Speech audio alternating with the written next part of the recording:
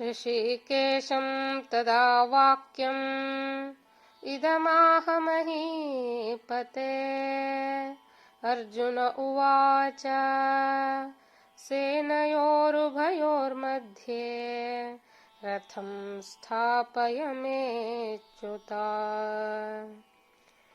यावदेतान्निरीक्षेऽहं योद्धुकामानवस्थितान् कैर्मया सह योद्धव्यम् अस्मिन् रणसमुद्यमे। योत्स्यमानानवेक्षेऽहं य एतेऽत्र समागताः धार्तराष्ट्रस्य दुर्बुद्धेः युद्धे प्रियचिकीर्षवः। सञ्जय उवाच एवमुक्तो ऋषिकेशो गुडाकेशेन भारत सेनयोरुभयोर्मध्ये स्थापयित्वा रथोत्तमम्।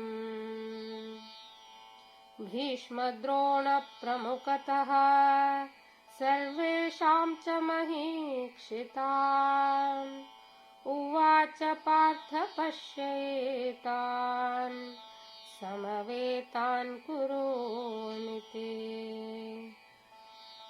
तत्रापश्य स्थितान् पार्थः पितृनथ पितामहान् आचार्यान् मातुलान् भ्रातॄन् पुत्रान् पौत्रान् सखींस्तथा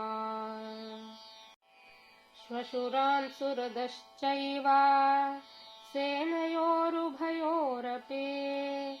तान् समीक्ष्य स कौन्तेयः सर्वान् बन्धूनवस्थितान् कृपया परयाविष्टो विषेदन्निदमब्रवीत्।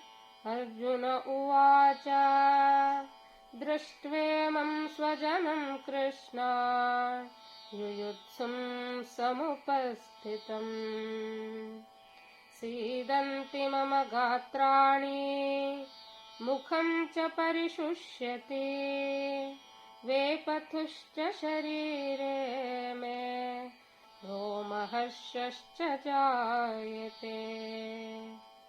गाण्डीवं स्रंसते हस्तात् त्वक्चैव परिदह्यते न च शक्नोम्यवस्थातुं भ्रमतीव च मे मनः।